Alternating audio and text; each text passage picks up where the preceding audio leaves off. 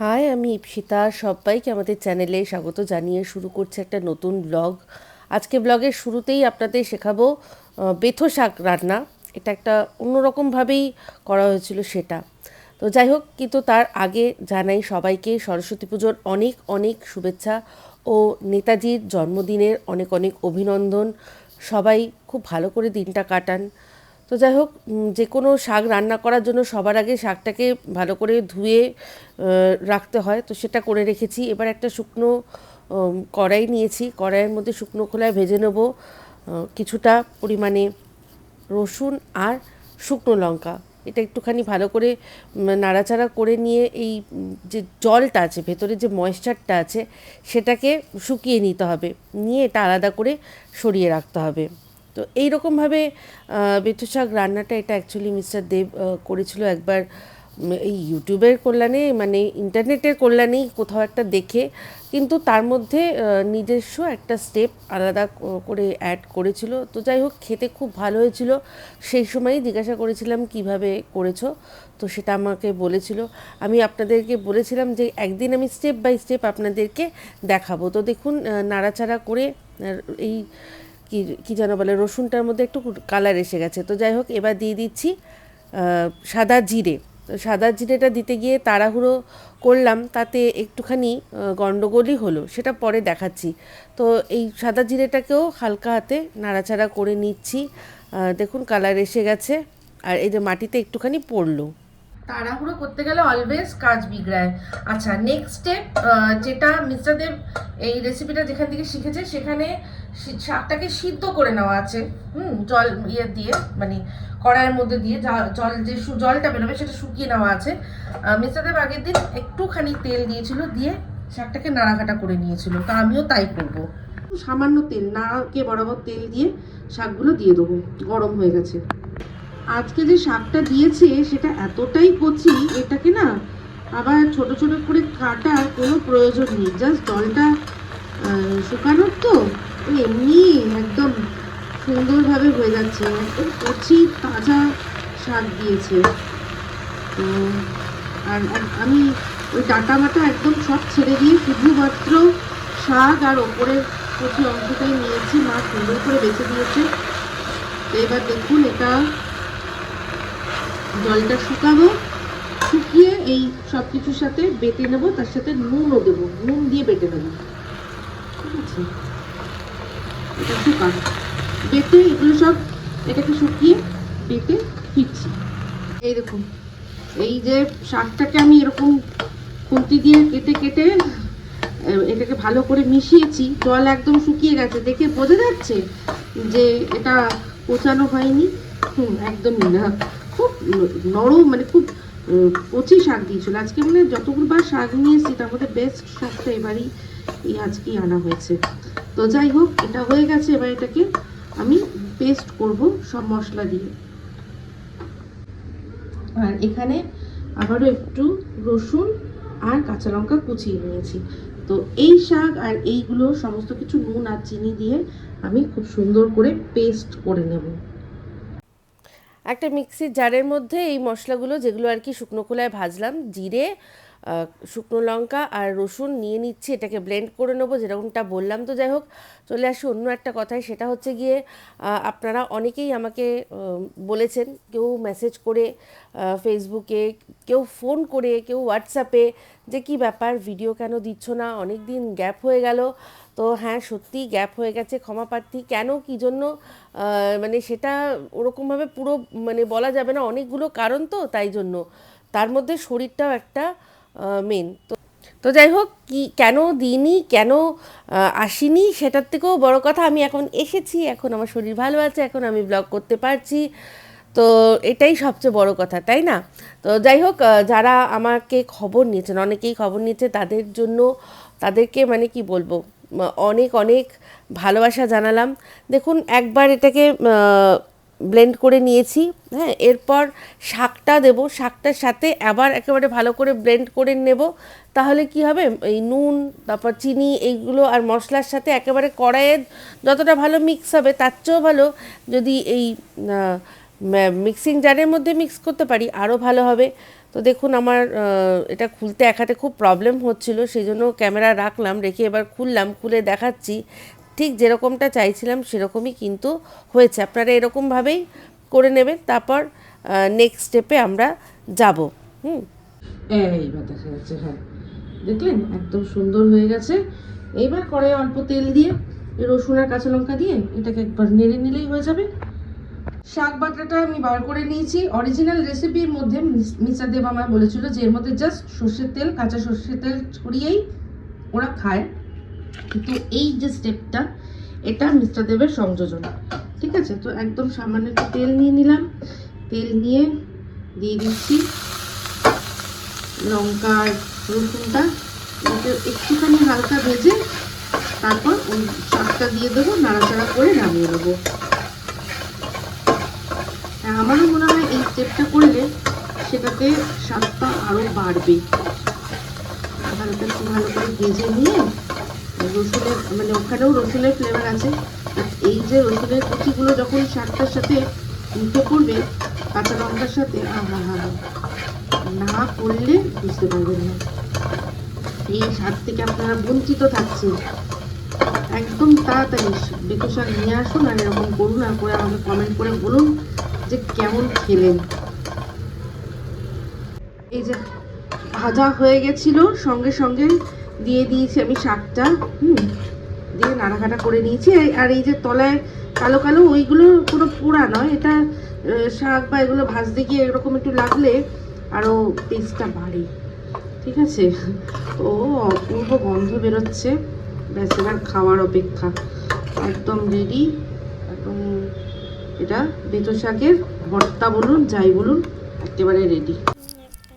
সময় এখন বাজে 3:30, স্নান টান করলাম, করে এবার বসেছি একটু এডিট করব। স্নান করে খাইনি, তার কারণ হচ্ছে গিয়ে মিস্টার দেব বলেছিল যে আমার আসতে দেরি হবে, তুমি লাঞ্চ করে নিও। তখন ফোন করলাম, করে বললাম কি কতক্ষণ লাগবে, বললো যে আর আধ ঘন্টার মধ্যে বাড়ি পৌঁছে যাবো। তাই আমি বললাম যে তাহলে এক কাজ করছি, অপেক্ষা করছি, ওয়েট করছি দুজনেই। তুমি খেয়েছো? বললো না কিছু খাইনি, আমার খেতে ইচ্ছা করছিল না, চিড়েটা তো ভারী হয়, পেটে থাকে। বললো যে চিড়ে পেটে ছিল, আমি আর খাইনি, সময় পাইনি খাওয়ার, আর এখন খাবো না, বাড়ি গিয়ে চাটা খাবো। আমি বললাম না দরকার নেই, আমিও ভাত খাইনি, তাহলে একটু অপেক্ষা করছি, আমারও এখনও খিদে পাইনি, আধ ঘন্টা অপেক্ষা করছি, একটু একটু ভাত ওই শাক দিয়ে, শাকটাই মেন, শাক দিয়ে আর মাছ দিয়ে খেয়ে নেবো বললাম। তারপর না না খেয়ে নাও অনেকবার বললো, আমি বললাম না আমি খাবো না, বলাতে অনেকবার করে বলাতে রাজি হয়েছে। তো এবার আসছে মিস্টার দেব, আসলে আমরা খাবো, তারপর দেখা যাক কী হয়। তা এখন আমি বসেছি, বসে একটুখানি ভিডিওটা এডিট করব, এডিট করে আমি আপলোড করে দেবো, ঠিক আছে। তো শুনুন, পরে আবার স্কিপ করে আসি। বাবার সাথে বসে আবার ভাবতে হবে, বাবাকে স্টেপটা ওরা তো স্কিপ করে এসো, গান চলছে, ও নিজের থেকেই হয়ে যাবে, আর উঠবে না, ভাবছে আচ্ছা বলো এবার কেমন হয়েছিল শাকটা? আগের দিনের চেয়েও ভালো। এটা বলো না, সত্যি বলছি, ভালো হয়েছে। ভালো ছিল? ভালো। তুমি দেখিয়েছো? হ্যাঁ, ফুল রেসিপি দেখিয়েছি আজকে আমি, ফুল রেসিপি। ব্যাস ওইভাবে করতে বলবে, এক থালা ভাত খেয়ে চলে যাবে। একদম, আমি এই যে এক থালা ভাত খেতে খেতেই মনে হলো ক্যামেরাটা নিয়ে সেটা বন্দি করি। এবার শুধু দেখুন, আমি আর কিছু বলছি না, গান চলছে, মনে হচ্ছে সৎমা খেতে দেয়নি, আমার সাথে খাচ্ছে। ও তো অন্য কিছু খায় না। কি রানু, ভালো মাছ? গান চলছিল বলে বাকি দুটো কথা আমি আবার ভয়েস ওভারেই বলতে এলাম। হ্যাঁ, মাছটা খুব ভালো ছিল। অ্যাকচুয়ালি এটা আগের দিন মিস্টার দেব নিজেই রান্না করেছিল, কাঁচকলা পেঁপে দিয়ে, খুব ভালো হয়েছিল খেতে। রনু খেয়েছে খুব ভালো। গুড ইভিনিং বলে না, সকালটাই বলে দেয় যে আপনার দিনটা কেমন হবে। তো আজকে সকালটাই আমার শরীরটা খারাপ লাগছিল, ব্যাস দিন যেতে যেতে এই বললাম যে আমাকে এই শীত আমাকে কাবু করবে, হঠাৎ করে নাক ফাঁক পুরো বন্ধ। না, এটা তোমার দোষ হয়েছে। তুমি উইদাউট প্রোটেকশন তুমি ব্যালকনিতে দাঁড়িয়ে দাঁড়িয়ে হাওয়ার মধ্যে থাকো, সেই কারণে তোমার হাওয়াতে ঠান্ডা লেগেছে। আমি তোমায় বললাম জ্যাকেট পরো, সোয়েটার পরো, তুমি আন্ডার এস্টিমেট করতে, সেই জন্য ফাট করে লেগে গেছে, বুঝতে পারোনি? আচ্ছা, সেই যাই হোক ফাট করে আমার লেগে গেছে। তো যাই হোক, লেগে গেলে কি করে দেবে, তাও কাজ তো করতেই হবে। এখন করছি তরকারি, তার জন্য গাজর, বিট, বিনস আর একটা হাফ ক্যাপসিকাম আছে, ওই দিয়ে আর কড়াইশুঁটি দিয়ে তরকারি করবো। আর হচ্ছে কি ওই দেখো কি দেখাচ্ছে, ওটা কি আজকে খেয়েছো? সকালে চেয়েছিল, না বলেছিল না। ঠিক আছে যাও, দেবে যাও। না না খেও না, তুমি তুমি তো রুটি খেয়েছো এক্ষুনি দিদুর সাথে। এই ঠান্ডা লেগে যাবে। এই এই মায়ের কাছে যাস না। অবশ্য কিছু আমার লেগে গেল সর্দি, যা ওর থেকে আমার লেগেছে তুমি জানো। ও ফ্যার ফ্যার ফ্যার ফ্যার করছে। দাদু দিদু গরম গরম রুটি করেছে, গরম গরম গরম গরম রুটি খেয়েছে, খেয়ে নিয়েছে। ও গরম গরম উড়িয়ে দিয়েছে, একদম উড়িয়ে দিয়েছে। আমরা আবার নিয়ে আসবো, আমরা তখন আবার খাবো।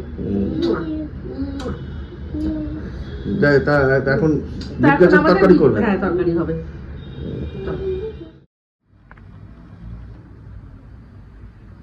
কিছুই বুঝতে পারছি না।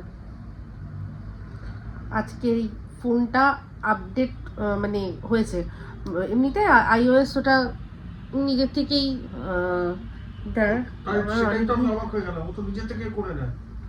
হ্যাঁ তো নিজের থেকে করেই তো হয়েছে আপডেটটা।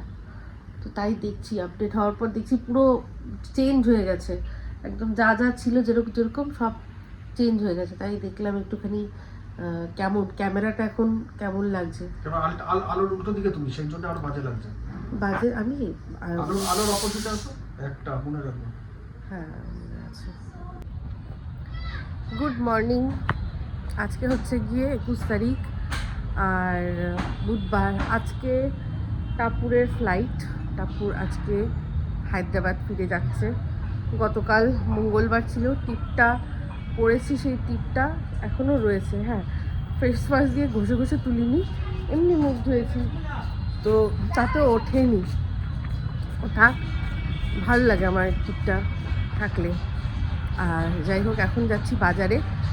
টাপুর যেহেতু আজকে সন্ধ্যাবেলার ওর ফ্লাইট, দুপুরে লাঞ্চ করবে আর ব্রেকফাস্টও করবে। তো আজকে একটু স্পেশাল, মানে ওরকম স্পেশাল কিছু না হলেও মানে যেগুলো ও হায়দ্রাবাদে গিয়ে মিস করবে সেই ধরনেরই জিনিস চাইছি ওকে আজকে খাওয়াবো। তার মধ্যে আমি বললাম কী খাবি, বললো চিংড়ি মাছ। একটু চিংড়ি মাছ নেবো, দেখি আর কি সব যা আছে সেটা না হয় আপনাদের সাথে শেয়ার করবো। আপনারা অনেকদিন ধরেই বলছিলেন যে ব্লগ আসছে না, ব্লগ আসছে না। ব্লগ আসছে না কারণ হচ্ছে গিয়ে মাঝখানে শরীরটা একটু খারাপ ছিল আর বলতে পারেন মনটাও ভালো ছিল না, সেই জন্য। মন এখন ভালো হয়ে গেছে কিনা জানি না, তবে আবার ব্লগে ফিরছি। ভালো থাকি না যখন, ওগুলো না আমি বিক্রি করতে পারি না, জানি না কেন। তো যাই হোক পরে আসছি আবার। আজকে আবার কাছেপিঠা একটা নতুন বাজারে এসেছি, এটা হচ্ছে বৈষ্ণব ঘাটা। এটা ওই অঞ্জলি জুয়েলার্স যেটা গড়িয়া ব্রাঞ্চটা আছে তার ওর অপোজিটেই একটা গলি চলে আছে না আবার, ওইখানটা থেকে এগিয়ে গিয়েই বাজারটা। দেখি কি মাছ টাছ পাওয়া যায়, দেখি ছোটো বাজার বাট সকালবেলা একবেলাই বাজার। চিংড়ি মাছ নেওয়া হচ্ছে কাপড়ের জন্য, চিংড়ি মাছ ছাড়ানো হচ্ছে চাপড়ায়। অনেক রকমের মাছ আছে এখানে। আজকে তো দিদি ওই জন্য আমরা কেনা দামে মাছ ছেড়ে দিচ্ছি। কি ওই সরস্বতী পুজোর জন্য মাছের বাজার একটু কম। তখন আমাদের মাছ বিক্রি হয়ে যেত, যদি লোক থাকতো। মাছের বাজারটা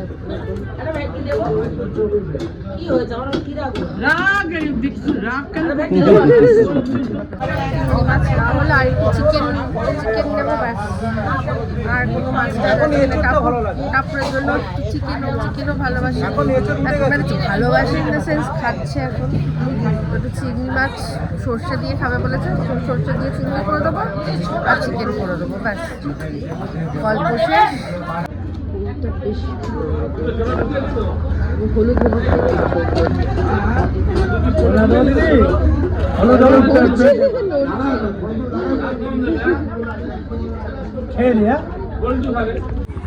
ওইখান থেকে শুরু করে ওই জায়গাটা থেকে শুরু করে এই অবধি মাছ, আর ওইটা মেন রোড।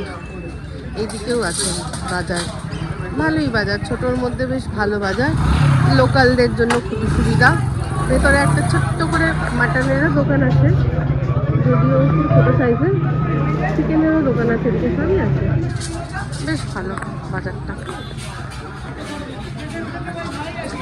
আমাদের একটু চিকেন নিলেই হয়ে যাবে, আর একটু আলু পেঁয়াজ টিয়াজ ব্যাস, আর কিছু নেওয়ার নেই আজকে।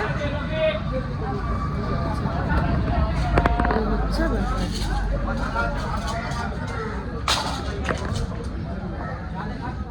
বাজারটা হয়ে গেল, চলে আসলাম আমরা সঞ্জিতদার এখানে। তো নেবো কড়াইশুঁটির কচুরি। আজকে ব্রেকফাস্টে ভেবেছিলাম করবো চাউমিন, তো কারণ টাপুর আজকে চলে যাচ্ছে, তো কালকের থেকে তো ওখানে কি পাবে না পাবে, তো ব্রেকফাস্টে আমি ভেবেছিলাম চাউমিন করবো। তারপর আর ভাবলাম চাউমিনটাও ওখানে খেতে পারবে, কিন্তু এই কচুরি এগুলো তো ওখানে পাবে না। তো জিজ্ঞাসা করলাম কি কচুরি খাবি, কড়াইশুঁটির কচুরি খাবি?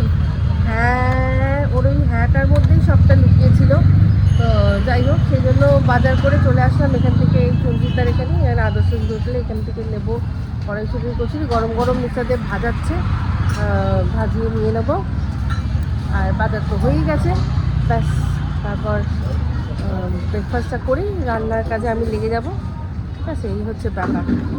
তো দেখি গরম ভাজাচ্ছে, ভাজা হচ্ছে, গরম বেলা হচ্ছে, তারপরে ভাজা হবে আলুর তো চানা আছে, আলুর দম আছে।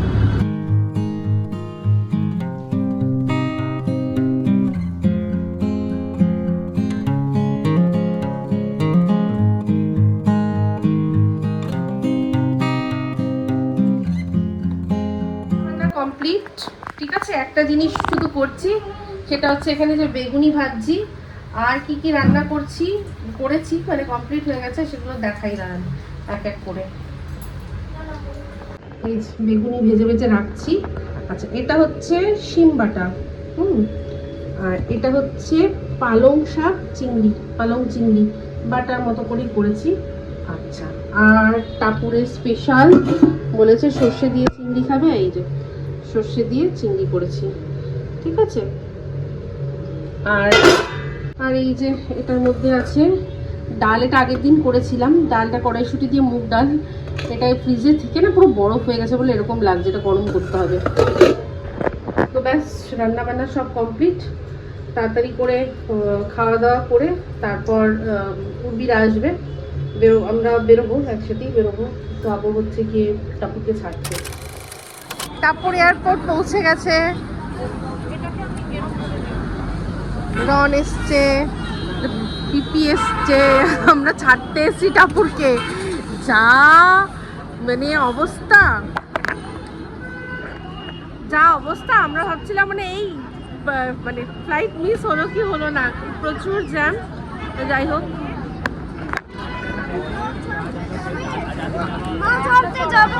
যাবো তো। টাপুর টাটা, টাটা। ছাড়তে যাবে? হ্যাঁ। ছাড়তে কোথায় হড়বড়াচ্ছি?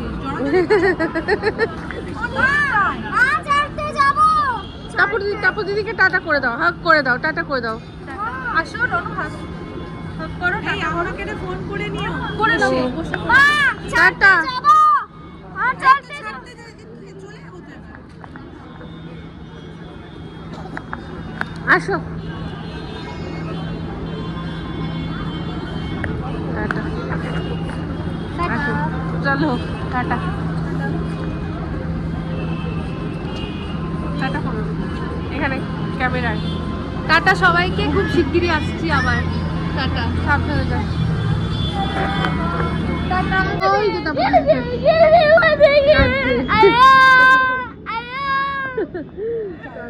Good afternoon. এখন খাওয়া দাওয়া করে বসলাম, আর এই যে সাথে দেখছেন এটা একটা জিনিস, শ্রেয়া আমাকে দুটো গুড হ্যাবিট আর কি বলেছিল অ্যাডপ্ট করতে, তার মধ্যে একটা অ্যাডপ্ট করে নিয়েছি, সেটা হচ্ছে এই ডিটক্স ওয়াটার। তো এটার মধ্যে আমি দিয়েছি হচ্ছে গিয়ে ঢ্যাঁড়স, বলছে ঢ্যাঁড়স দিয়ে সেই জলটা খেলে নাকি ভালো। যেই সবজিটাকে আমি সবচেয়ে বেশি হেট করতাম, সেই সবজিটা দিয়েই এখন আমাকে খেতে হচ্ছে। যদিও পরবর্তীকালে আমার ঢ্যাঁড়সের প্রতি মানে অতটাও মানে ঘৃণা যেটা আগে ছিল সেটা চলে গিয়েছিলো। ঢ্যাঁড়স ভাজাও ভালো লাগতে শুরু করেছিল, ঢ্যাঁড়স পোস্তটাও ভালো খেতে শুরু করেছিলাম। একটা সময় ছিল আমি জাস্ট ঘেন্না করতাম, এই ঢ্যাঁড়স দেখলেই আমার পা থেকে মাথা অবধি গরম হয়ে যেত। তো তারপর থেকে ভালো লাগতো সেগুলো করেছিল, কিন্তু এখন এর অনেক উপকার শুনে ভাবলাম তাহলে এটা খাই। তো এক এক সময় এক একটা খাবো। এখন ভিন্ডি বা ঢ্যাঁড়স ওকরা আমার কাছে অ্যাভেলেবেল ছিল, সেই জন্য এটাই ছোটো ছোটো করে স্লাইস করে কেটে গতকাল রাত্রে ভিজিয়ে রেখেছিলাম আর এখন খাচ্ছি। তো যাই হোক, গতকাল মানে 21 তারিখ টাপুর আর কি হায়দ্রাবাদ ফিরে গেল, খুব ভালোভাবেই আর কি ফিরেছে। আর খুব মানে আমি খুব টেনশনে ছিলাম, কিন্তু আমি যখনই কোনো টেনশনে থাকি কোথাও না কোথাও থেকে না আমাকে মানে উদ্ধার করার জন্য উপরওয়ালাই কাউকে পাঠিয়ে দেয়। তো সেরকমই কোইন্সিডেন্টলি বা ঠাকুরেরই আর কি বা উপরওয়ালারই আর কি এটা প্ল্যান যে আমি টেনশন করছিলাম, তাই জন্য ওদের ডিপার্টমেন্টেরই ওর প্রফেসর, সে ওর সাথেই ফ্লাইটে ছিলেন। উনি যাদবপুর ইউনিভার্সিটিতে একটা কনফারেন্স আর কি সেটাতে যোগদান করতে এসেছিলেন, সেটা টাপুর জানতো না। তো উনি টাপুর ফ্লাইটে উঠে তারপর দেখছে যে ওরই ম্যাডাম ওই ফ্লাইটেই ফিরছেন। তো আবার তিনি নিজের দায়িত্ব করে ওকে মানে একদম ইউনিভার্সিটির ক্যাম্পাসে ওদের হোস্টেলের সামনে ড্রপ করে দিয়ে তারপর বাড়ি গেছে। তো সত্যি কি বলবো, আমি খুব টেনশনে ছিলাম, কারণ হচ্ছে কি ওর ফ্লাইটটা যখন ল্যান্ড করবে তখন ওর মোটামুটি বেজে যাবে 11:30 বেজে যাবে, সেই জন্য আমি একটুখানি চিন্তা করছিলাম। তো অন্যান্য সময় অনেক সময় ও ফিরেছে ওর ইউনিভার্সিটিতে কেউ না কেউ ওইদিকে ফিরেছে, একসাথে ওরা ফিরেছে, কিন্তু এবার একদম একা ছিল, তাই জন্য খুবই টেনশন করে ঠাকুরকে বারবার বলছিলাম যে ঠাকুর মেয়েটা একা যাচ্ছে তো রাত্রে, খুব চিন্তা হচ্ছে। তো যাই হোক, তার ব্যবস্থা ঠাকুর করে দিয়েছে, টাপুর ভালোভাবে পৌঁছে গেছে।